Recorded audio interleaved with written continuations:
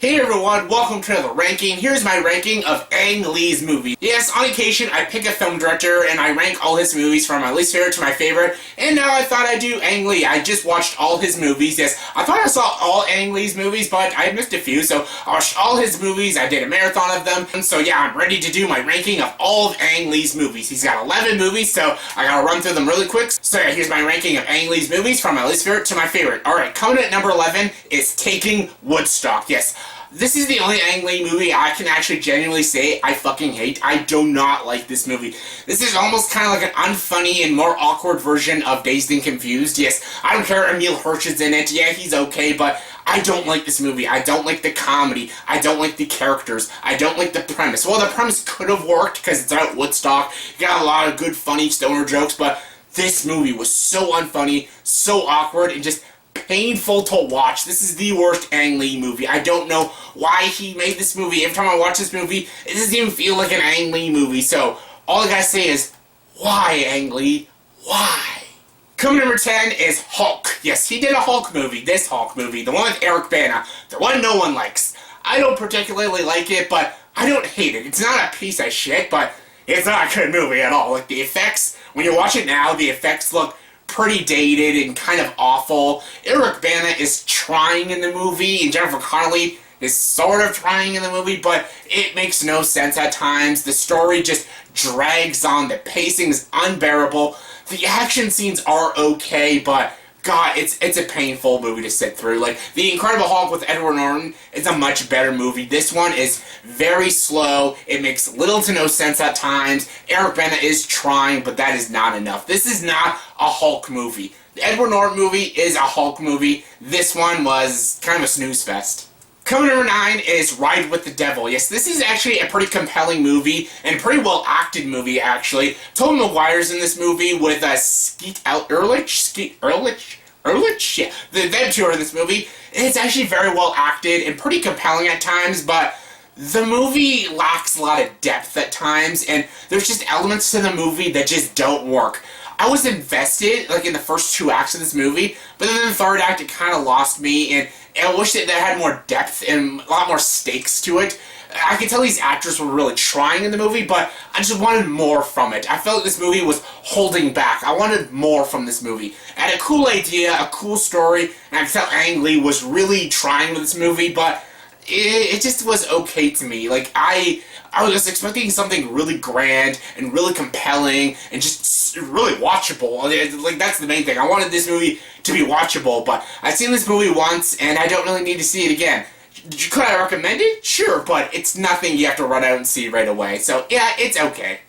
Coming number 8 is Life of Pi. Yes, this is actually a pretty good movie, but this is the definition of style over substance. You watch this movie because it's beautifully shot. It's got a great score, amazing visuals, like the cinematography, visual effects, the beautiful score. That is why you watch Life of Pi, because you get like transformed into this world. You feel like you're in the ocean with this kid and the tiger, Richard Parker. You feel like you're in this with them, and you're just just amazed by these eye-popping visuals. But honestly, that's like about it. The story is just okay, the writing's pretty sloppy, and just occasionally it does drag, and the pacing is pretty unbearably slow. It's not boring, but like I said, it's style over substance. You watch this movie for the great effects, the great cinematography, and the amazing score. That's about it. You don't watch it for a compelling story, amazing writing, compelling characters, fascinating thrills and stuff. That's not why you watch this movie. You watch it for the visuals, and honestly, that's enough, because I do like Life of Pi. I think it's a good movie, but it's not a great movie, but I still like it. Coming number 7 is Lust Caution. Yes, I completely skipped over this movie. I finally watched it 2 days ago, and my God, this movie is very well done. It's a great spy movie with some really disturbing content, which I will not go into depth about, but my God, it's very well acted, very well directed. This is a great movie, but it's not in the slightest bit watchable. Like, it's fucking disturbing and a little, you feel kind of gross at times watching this movie, just like, ugh, but it's very well done. The editing, the pacing, the direction, it's a fantastic movie. But it's not watchable. Like, I wouldn't probably recommend it to people because you might get repulsed by it, but it's still a good movie. If a repulsive movie doesn't steer you away from films, then go check it out. But if you get repulsed easy by movies, then don't see this one. It's a good movie, but you don't have to see it. Coming number 6 is The Wedding Banquet. Oh, I loved this movie. I really did. This was such a good movie. I think this was the first Ang Lee movie. This was his directorial debut, and this is actually his first movie about homosexuality. Not Brokeback Mountain, but this movie. This was a great movie. I love the story about a guy. He's trying to hide his homosexuality, so he's pretending to marry a girl, but really he's gay. This is a very funny movie, and some of the themes in this movie, I love the meaning of this movie. I love that the message this movie's trying to send, and it's a great movie to watch if you're into like gay rights, and you're into like good, charming comedies. This is a great comedy with some great writing, interesting characters, and just a lot of fun. I had fun with this movie, and I can't wait to watch it again. The Wedding Banquet, great film. Coming number 5 is Eat, Drink, Man, Woman. Yes, that's a fucking weird title. Wonder if Eat, Pray, Love stole this title, but I don't know. This is a great movie too. It's a great movie about a chef and his daughters. His romantic scenes in this movie just freaking work. They're very well done, very well executed. The performances by all these actors, which I don't know any of these actors. They're all Asian actors. They're all amazing in this movie. Such a good movie. Such a riveting story. Beautiful writing. Phenomenal direction. It will make you laugh, you'll have a smile on your face the whole time you're watching it. If you love great art house comedies, you will adore this movie. This is fantastic.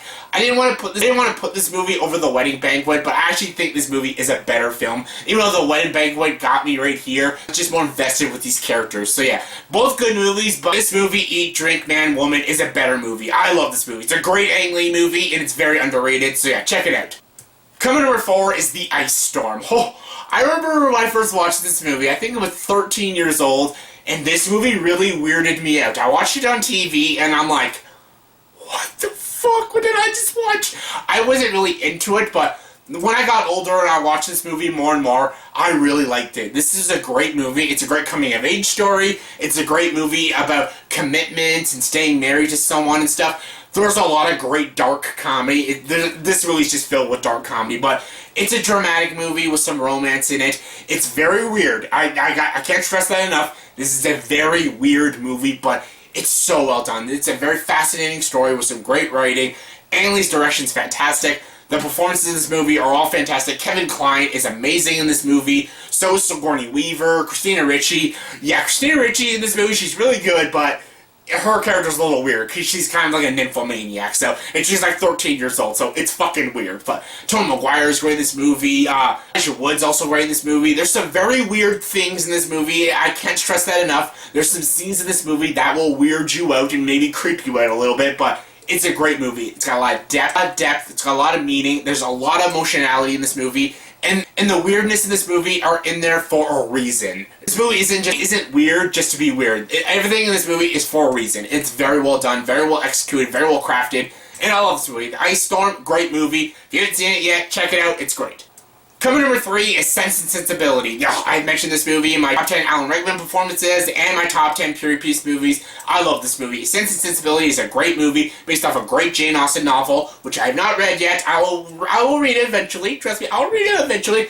This movie's great. It's got great comedy, great romance, amazing drama. Hugh Grant, Kate Winslet, Emma Thompson, Alan Rickman, all fantastic in this movie. It's very elegant, very classy, amazing production design, amazing costume design, fantastic score, great cinematography. And Emma Thompson wrote the script for this movie, and she won the Academy Award. Good job, Emma Thompson.